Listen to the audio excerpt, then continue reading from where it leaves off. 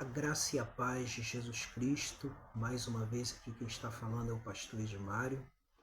Eu congrego na Terceira Igreja Presbiteriana de Nilópolis e envio assim essa saudação para todos vocês, em que eu envio mais um vídeo, como eu prometi durante a semana, que eu estaria enviando um vídeo falando sobre a época natalina, falando um pouco sobre Natal, à luz da Bíblia, né?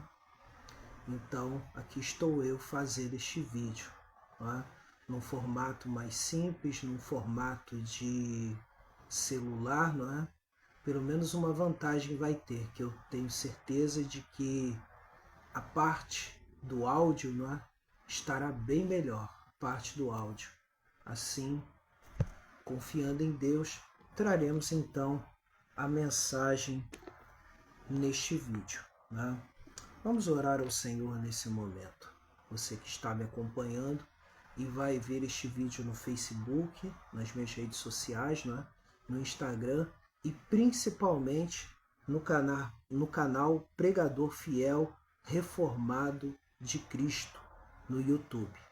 Tá? Você aproveite, inscreva-se no canal, curta e compartilhe este vídeo, né?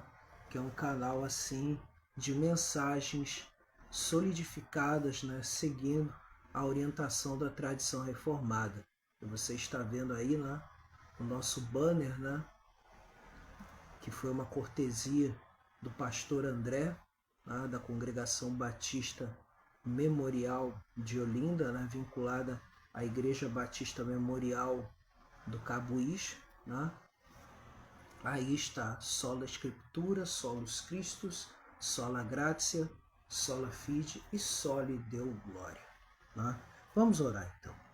Nosso Deus e nosso amado Pai, queremos exaltar o Teu santo nome, queremos glorificar o Teu santo nome e principalmente, Senhor, confiar em Ti e falar, Senhor, do principal de tudo, que é falar desse milagre maravilhoso, que é justamente o milagre de Cristo ser o nosso Salvador, o milagre de Deus estar conosco, o milagre de Tu, ó Deus, na pessoa de Cristo Jesus, realizar esse milagre de se tornar homem, entrar na nossa história, um milagre profetizado durante milênios, e que, ó Deus, é uma promessa que se cumpriu para nos trazer a redenção, para nos trazer a salvação, para nos trazer reconciliação contigo, Senhor. Muito obrigado, Senhor. E, ó Deus, nos orienta em tudo nesta exposição, que não é um sermão, mas uma exposição apenas. Assim te glorificamos e te exaltamos em nome de Cristo Jesus. Amém. Então aqui comecemos a leitura do texto. A leitura do texto, ela está no livro do profeta Isaías, capítulo 9, livro do profeta Isaías, capítulo número 9, do versículo 1 ao versículo 7. Isaías 9, do versículo 1 ao versículo 7, que diz assim na versão Almeida Revista e Atualizada: Mas para a terra que estava aflita, não continuará a obscuridade. Deus, nos primeiros tempos, tornou desprezível a terra de Zebulon e a terra de Naphtali, mas nos últimos tornará glorioso o caminho do mar, além do Jordão, Galileia dos gentios. O povo que andava em trevas viu grande luz, e aos que viviam na região da sombra da morte, resplandeceu-lhes a luz. Tens multiplicado este povo, a alegria lhe aumentaste. Alegram-se deles diante de ti como se alegram na ceifa e como exultam quando repartem os despojos.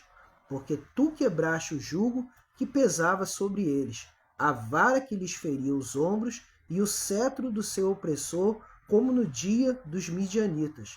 Porque toda a bota com que anda o guerreiro no tumulto da batalha e toda a veste revolvida em sangue serão queimadas, servirão de pasto ao fogo. Porque um menino nos nasceu, um filho se nos deu, o governo está sobre seus ombros, e o seu nome será Maravilhoso Conselheiro, Deus Forte, Pai da Eternidade, Príncipe da Paz, para que se aumente o seu governo e venha a paz sem fim sobre o trono de Davi e sobre o seu reino, para o estabelecer e o firmar mediante o juízo e a justiça, desde agora e para sempre. O zelo do Senhor dos Exércitos fará isto. Então, pois bem, estamos aqui nesse contexto de Isaías 9, né? Que fala do reinado do Messias. O livro do profeta Isaías é conhecido como o livro, não é? O livro do Messias, ou seja, ele é conhecido, Isaías, como profeta messiânico, por possuir a maior quantidade de textos bíblicos citados principalmente no Novo Testamento acerca da pessoa e da obra de Cristo como cumprimento do plano eterno de Deus de resgatar um povo para si. E aqui podemos ver nos versículos 1 e 2, para a gente entender esse contexto que diz: mas para a terra que estava aflita não continuará a obscuridade. Literalmente significa: não haverá trevas para aquele que teve angústia. A ideia de desprezível, tratou com desprezo. E aqui no caso, tornará glorioso o caminho do mar, além do Jordão, Galiléia dos gentios. Ou seja, honrará uma região ao norte de Israel, cujo nome significa distrito, frequentemente influenciada ou governada por gentios, como é visto no primeiro livro dos Reis, capítulo 9, versículo 11, segundo livro dos Reis, capítulo 15, versículo 29, e nesse mesmo segundo livro dos Reis, capítulo 17, versículo 6. E aí temos a ideia de sombra da morte. Né? E a ideia de sombra da morte, podemos ter assim a ideia de quê? De escuridão total e extrema. Cumpriu-se então esta profecia, como está em Mateus capítulo 4, versículos 12 ao 16. Olha só o que se diz em Mateus 4, versículos 12 ao 16. Mateus 4, 12 ao 16, que vai dizer o seguinte. Mateus 4, do 12 ao 16, vai dizer assim: ouvindo, porém, Jesus que João fora preso, retirou-se para a Galiléia, e deixando Nazaré, foi morar em Cafarnaum, situada à beira do mar, nos confins de Zebulon e Naftali, para que se cumprisse o que fora dito por meio do profeta Isaías: terra de Zebulon, terra de Naftali, caminho do mar, além do Jordão, Galiléia dos gentios. O povo que jazia em trevas viu grande luz, e aos que viviam na região e sombra da morte, resplandeceu-lhes a luz. Então, vê-se aqui o cumprimento. E aí, continuando, um outro ponto a destacar dessa profecia, que diz aqui no versículo 3, que quando diz, a alegria lhe aumentasse, se fala o quê? De referência à nação, ou seja, tens multiplicado este povo, a alegria lhe aumentaste. Traz essa ideia.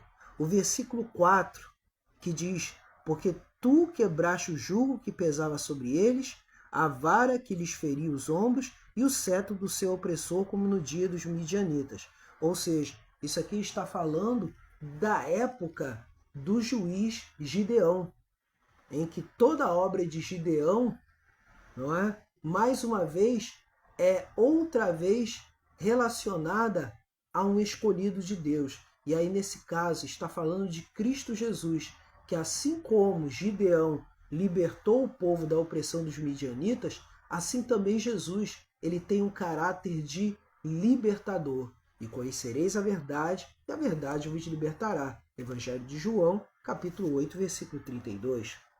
E aqui no versículo 5, toda a bota, tumulto da batalha. Literalmente, toda a bota daquele que marcha em rugido ou estrondo, revolvida, manchada. Então diz aqui, ó, versículo 5, que toda a bota com que anda o guerreiro no tumulto da batalha e toda a veste revolvida em sangue serão queimadas, servirão de pasto ao fogo. Ou seja, está falando do Messias como um pacificador. Mas esse pacificador, ele trará finalmente o fim de todas as guerras, conforme está lá em Apocalipse 19, que ele vem com um cavalo branco e na sua coxa estará escrito Rei dos Reis, Senhor dos Senhores. E aí temos versículo de número 6 agora, chegamos ao ápice, né? Aí vem, para o nosso benefício, né? Um filho nos nasceu. Então diz aqui, ó, o Emanuel, nascido de virgem, como está em Isaías 7,14, um filho se nos deu. Ou seja, Deus Pai designou e enviou seu filho, o prometido filho de Davi. Conforme está no versículo 7, nós podemos ver lá, né? 2 Samuel, capítulo 7, versículos 12 ao 15, Salmo 2, versículo 7, e aí temos João 3,16, porque Deus amou o mundo de tal maneira que deu seu Filho unigênito para que todo aquele que nele crê não pereça, mas tenha vida eterna. E Gálatas 4, versículo 14. 4 títulos refletem a sua divindade, a sua obra gloriosa como mediador, ou seja, a obra gloriosa de Cristo. Maravilhoso conselheiro, ou seja, extraordinário revelador da sabedoria divina, como está em Isaías 25, versículo 1 e Isaías 28, versículo 29, de quem Salomão foi uma sombra. Né? Salomão foi uma sombra dessa sabedoria, como está em 1º livro dos Reis, capítulo 10, versículos 23 ao 24. E aí temos o Deus forte, o Deus, o poderoso defensor, conforme Isaías 42, 13. Título usado somente referência ao Senhor Deus. Veja aí. E continuando, temos aí também, né? Isaías 10, versículos 20 e 21, Deuteronômio 10, versículo 17, né? Neemias capítulo 9, versículo 32, Jeremias 32, versículo 18 e Sofonias 3, 17. O título Pai da Eternidade, esse título não se refere ao relacionamento do Filho com o Pai da Trindade, mas à autoridade benevolente e ao cuidado eterno do Filho por seu povo. Então essa é a ideia. No caso, Isaías 22, versículo 31 e Isaías 63, versículo 16. O príncipe da paz, não alguém que espera para ser rei, mas o principal governante e administrador da paz. Sua obra de reconciliação coloca pecadores em harmonia com Deus e uns com os outros, conforme Isaías 48, 22, Isaías 53, 5, Isaías 59, versículos 7 e 8. E aí, por fim, vemos o versículo 7, nessa parte de explicação. Aí temos juízo e justiça. Nós podemos ver no versículo 7, para que se aumente o seu governo e venha a paz sem fim sobre o trono de Davi e sobre o seu reino, para estabelecer e o firmar mediante o juízo e a justiça, desde agora e para sempre.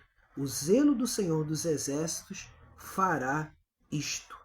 Então, temos aí, ó, as qualidades fundamentais do reino do filho de Davi, conforme 2 Samuel, capítulo 8, 15, 1º livro dos Reis 10, versículo 9, livro do profeta Jeremias 23, versículo 5, e aí podemos ver ainda Isaías 1, versículos 16 e 17. E sem fim, em contraste com os reinados passageiros dos reis terrenos, conforme Isaías 1, versículo 1 e Isaías 6, versículo 1. Esse rei reinará para sempre, conforme Lucas 1, 32, 33. Vamos lá em Lucas 1, 32 e 33. Lucas 1, 32 e 33.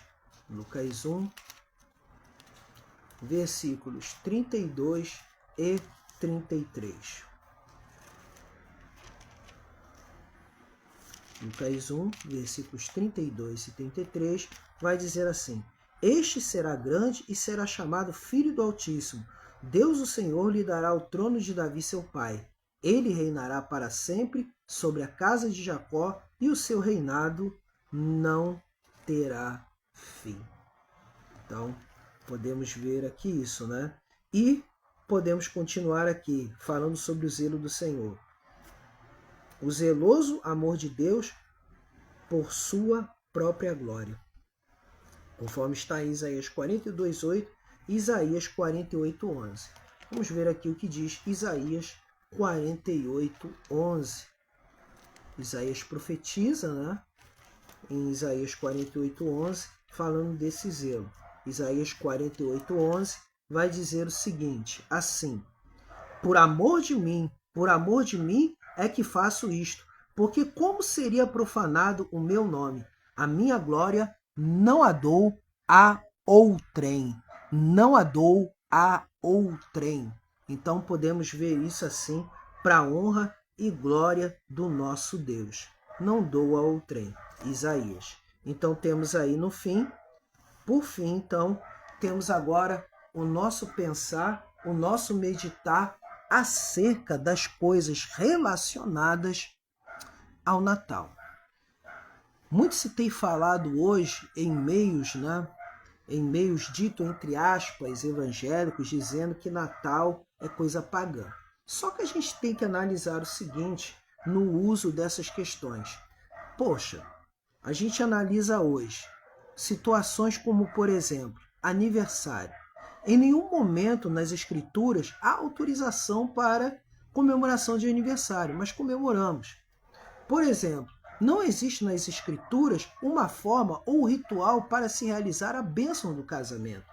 Mas o que acontece? A bênção hoje que é utilizada na maioria dos lugares, que é o uso do véu, o uso da grinalda, o uso do vestido branco, o uso da entrada dos padrinhos e tantas essas outras coisas, isso aí tem tudo origem nos povos germânicos. E quem eram os povos germânicos? Em sua maioria eram adoradores de Odin, adoradores de Thor, adoradores de Freya, adoradores de Loki.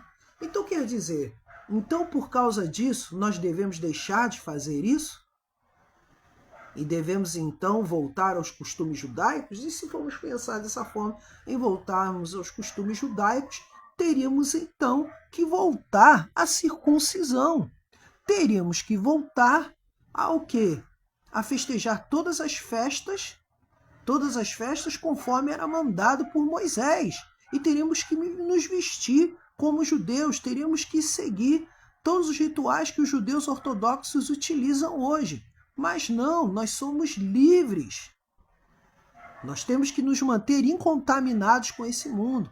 Nós temos que nos manter numa fé firme e verdadeira para com o nosso Senhor. Nós devemos nos manter confiantes de que o nosso Deus é o Deus Todo-Poderoso que nos libertou do pecado, do jugo do pecado. Então esse é um ponto importante. Então aproveitamos essa ocasião do Natal, que acabou assim sendo fixado pelas lideranças eclesiásticas da época, que no caso foi na Idade Média, e hoje a pessoa tem uma ojeriza de dizer que tudo que não presta vem da Igreja Católica, então a gente tem que fugir de tudo que não presta da Igreja Católica. Não, não é assim o caminhar da banda. Não é assim o caminhar da banda. Mesmo porque até antes da Reforma Protestante, que ocorreu a partir de 1517, muitas coisas foram feitas de bom nesse tempo. E aquilo que a gente conhece como corrupção da Igreja Católica, chamada corrupção, isso foi um processo longo, isso não foi uma coisa que aconteceu do dia para a noite. Foram, na realidade, acrescentados costumes estranhos às Escrituras, ou seja, costumes que, na realidade, iam totalmente contra ao ensino das Escrituras. Mas coisas como, por exemplo, você fixar uma data acerca do Natal, né? E outras coisas, isso aí a gente não vê proibição. Jesus em nenhum momento proibiu comemorarmos a data do seu aniversário, sendo que não temos essa data exata, só há especulações entre historiadores. Um historiador diz que o nascimento de Cristo deve ter sido entre agosto e setembro, outros dizem que foi em março.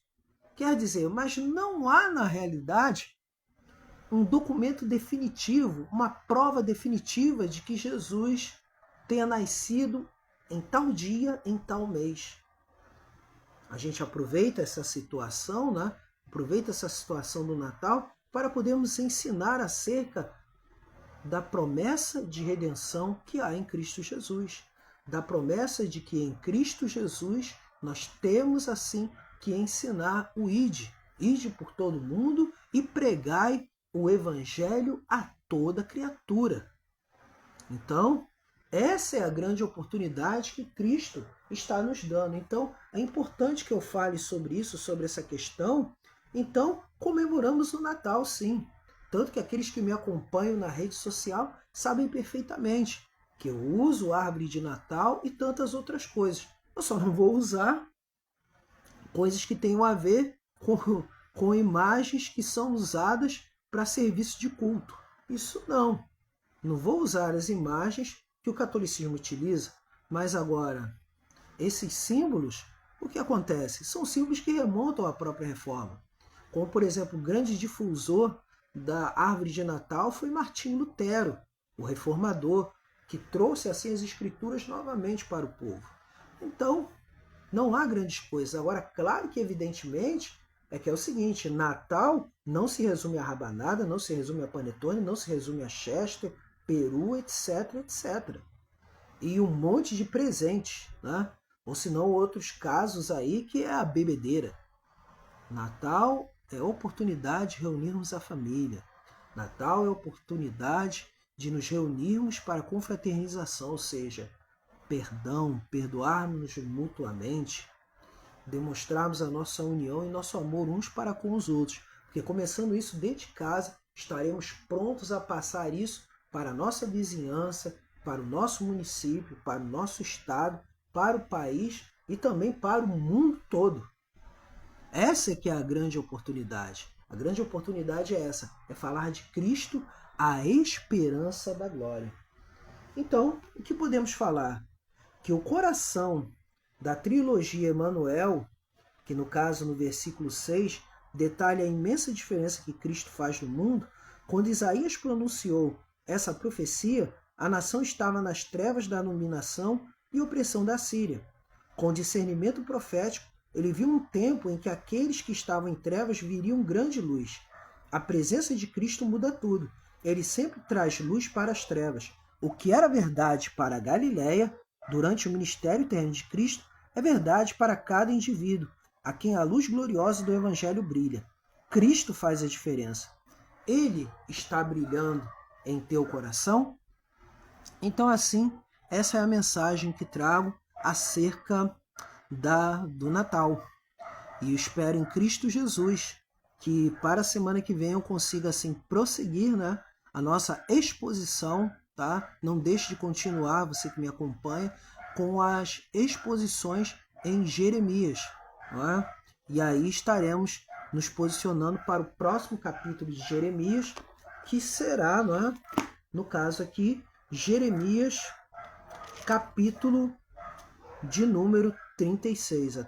Isso mesmo, será Jeremias, capítulo de número 36. Vamos encerrar esse vídeo com uma oração, né? E não se esqueça de se inscrever, compartilhar, curtir este vídeo no YouTube, né? E assim aumentarmos os nossos inscritos no canal Pregador Fiel Reformado de Cristo, onde você encontra várias mensagens de teologia reformada, alguns estudos ligados à teologia reformada. Para a glória de Deus. Vamos orar então em nome de Jesus. Senhor nosso Deus e nosso amado Pai, glorificado e exaltado é o teu santo nome nessa noite em que gravo este vídeo. E a quem estiver acesso, quem estiver esse acesso, seja muito abençoado.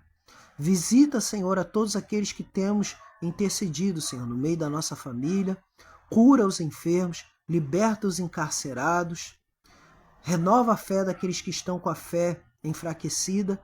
E, ó Deus, convence, ó Pai, a todos que precisam de Ti. Convence-os do pecado, da justiça e do juízo, ó Deus, para a honra e glória do Teu santo nome, Senhor.